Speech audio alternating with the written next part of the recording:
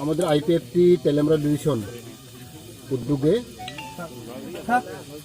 এই দার্জিলিং টিলা হাতাইকুচুক গ্রামে এখানে আমার রিলিফ একটা আমরা করেছে। প্রত্যেক 100 ফ্যামিলিকে 5 কেজি করে আমরা চাল বিতরণ করা হয়েছে। এটা আমাদের আইপিএফটি সেন্ট্রাল কমিটির সিদ্ধান্ত। শুধু এখানে নয়, সারা ত্রিপুরাতে আমরা রিলিফ বিতরণ করা হয়েছে।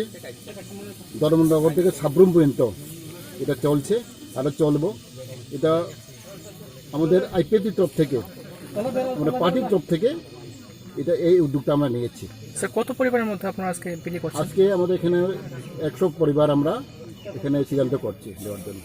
কালকে আরও দেব। ধন্যবাদ। স্যার, এই মুহূর্তে করোনা পরিস্থিতি নিয়ে আপনার কি বার্তা থাকবে রাজ্যবাসীর উদ্দেশ্যে? আমরা কোনো ভাবতেই পারিনি।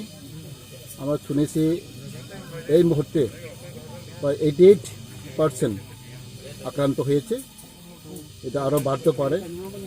কারণ আমাদের এটাই আমরা অনুরোধ থাকব আমাদের জনগণকে, যাতে আমাদের সরকারি নিয়মকানুন আমরা মেনে চলতে হবে।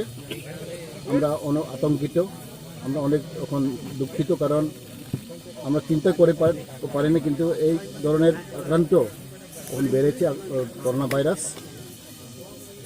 এখন স্পেশালি আমাদের ফুডস বিএসএফ কমিটির মধ্যে এখন সীমিত নয়, আমরা আরও বাড়বো, এটা আমরা দাঁড়া করছি। যার জন্য আমরা এটাই বিশ্বাস, যাতে আমাদের মধ্যে সবার জনগণ, জাতি উপজাতি এখানে আমরা একই মিলিয়ে আমরা কাজ করতে হবে।